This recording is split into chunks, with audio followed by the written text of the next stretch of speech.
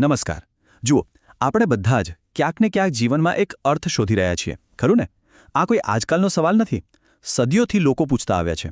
તો ચાલો, આજના આ વિશ્લેષણમાં આપણે એવા કેટલાક સરળ પણ ખરેખર શક્તિશાળી સિદ્ધાંતો પર નજર કરીએ જે આ લાંબી સફરમાં આપણને મદદરૂપ થઈ શકે. તો પછી મૂળ સવાલ એ જ છે કે આ પ્રયોજનપૂર્ણ જીવન એટલે શું અને એને મેળવી કેવી રીતે શકાય?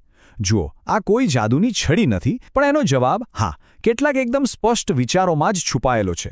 તો ચાલો આપણે સાથે મળીને આ રહસ્ય પરથી પડદો ઉઠાવીએ.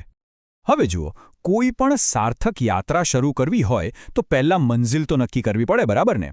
એટલે જ પ્રયોજનપૂર્ણ જીવનનો પહેલો અને કદાચ સૌથી મહત્વનો સિદ્ધાંત છે એક સ્પષ્ટ મોટું લક્ષ્ય. આ લક્ષ્ય છે ને, એ જીવનના વિશાળ સમુદ્રમાં એક ધ્રુવ તારા જેવું છે, જે આપણને સાચી દિશા બતાવતું રહે છે. જરા આ વાક્ય પર ધ્યાન આપજો. આ ખાલી શબ્દો નથી, આ તો એક આખી જીવન જીવવાની રીત છે. એ આપણને બે મુખ્ય વાતો શીખવે છે. એક, કે સપના મોટા જુઓ, અને બીજું, કે ક્યારેય હાર ના માનો.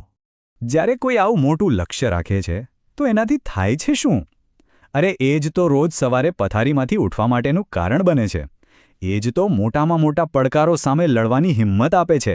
અને સાચું કહું તો આપણી અંદર જે શ્રેષ્ઠ શક્તિ છુપાયેલી છે ને, એને બહાર લાવવાનું કામ પણ આ જ લક્ષ્ય કરે છે. પણ એક મિનિટ, ખાલી મોટું સપનું જોઈ લેવાથી શું બધું થઈ જાય? ના, અસલી કસોટી તો ત્યારે થાય છે જ્યારે રસ્તામાં મુશ્કેલીઓ આવે. સવાલ એ છે કે શું આપણે ત્યારે પણ ટકી શકીએ છીએ? એટલે જ દ્રષ્ટિ એટલે કે વિઝન અને દ્રઢતા એટલે કે મક્કમતા, આ બંને જ્યારે ભેગા થાય ને, ત્યારે જ સફળતાનો રસ્તો બને છે. સારું, તો માની લો કે આપણી પાસે એક મોટું સપનું છે, બરાબર? પણ એને હકીકતમાં બદલવા માટે આપણી પાસે છે શું? કયું સાધન છે? એ સાધન છે સમય. અને આ જ છે આપણો બીજો સિદ્ધાંત, કે સમય આપણી સૌથી મોટી, સૌથી મૂલ્યવાન સંપત્તિ છે. આપણે ઘણીવાર એ વાત ભૂલી જઈએ છીએ કે સમય કેટલો બધો કિંમતી છે.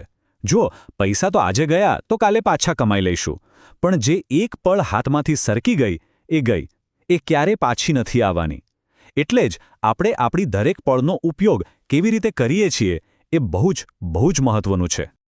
અહીંયા છે ને, આપણને સમયના બે અલગ અલગ ચહેરા જોવા મળે છે. એક બાજુ છે ભૂતકાળ, જે મુઠ્ઠીમાંથી સરકી ગયેલી રેતી જેવો છે, ગયો એટલે ગયો.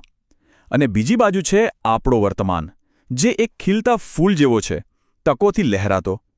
હવે પસંદગી આપણી છે કે આપણે એ સરકી ગયેલી રેતીને જોયા કરવી છે કે પછી આ ખીલતા ફૂલને અપનાવવું છે. તો આપણી પાસે લક્ષ્ય છે, સમય પણ છે, પણ આ બેઉને જોડી રાખે એવી કડી કઈ? એ કઈ વસ્તુ છે જે આખી સફરને શક્ય બનાવે? એ છે ધીરજ. ધીરજ એક એવા ઝાડ જેવી છે જે ઉગતા બહુ વાર લગાવે છે, પણ જ્યારે એના પર ફળ આવે ને, તો એ દુનિયામાં સૌથી મીઠા હોય છે. આજનો જમાનો કેવો છે? ફાસ્ટ. આપણને બધું જ ફટાફટ જોઈએ છે, ઇન્સ્ટન્ટ. પણ સાચી સફળતા એ ક્યારેય ઇન્સ્ટન્ટ નથી હોતી. એમાં સમય લાગે છે.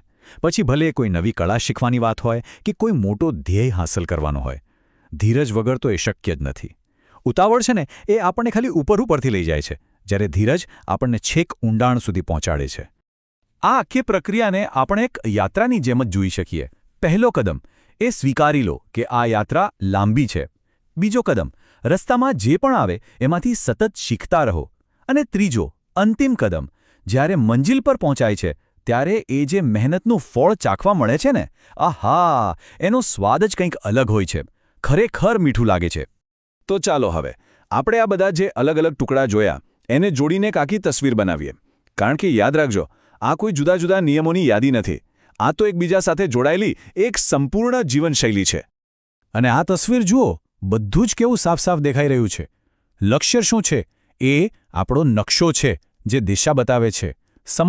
સમય આપણું વાહન છે જે આપણને આગળ લઈ જાય છે. અને ધીરજ એ છે આપણું ઈંધણ, આપણું ફ્યુઅલ, જે આ વાહનને અંત સુધી ચાલતું રાખે છે. બસ આ ત્રણેયનું જે પરફેક્ટ બેલેન્સ છે ને, એ જ છે પ્રયોજનપૂર્ણ જીવનની અસલી ચાવી. અને અંતે એક વાત યાદ રાખવા જેવી છે. આ સિદ્ધાંતો ખાલી જાણવા કે સાંભળવા માટે નથી, આ તો જીવનમાં ઉતારવા માટે છે. તો હવે સવાલ આપણા સૌ માટે છે. આપણું મોટું લક્ષ્ય શું હોઈ શકે? આપણે આપણા સમયનો શ્રેષ્ઠમાં શ્રેષ્ઠ ઉપયોગ કેવી રીતે કરી શકીએ? અને સૌથી મોટો સવાલ, શું આપણે આપણા સપનાઓ માટે જરૂરી ધીરજ રાખવા તૈયાર છીએ? આ પ્રશ્નોના જવાબ શોધવામાં જ આપણા જીવનને એક નવી દિશા, એક નવી ઊંચાઈ મળી શકે છે.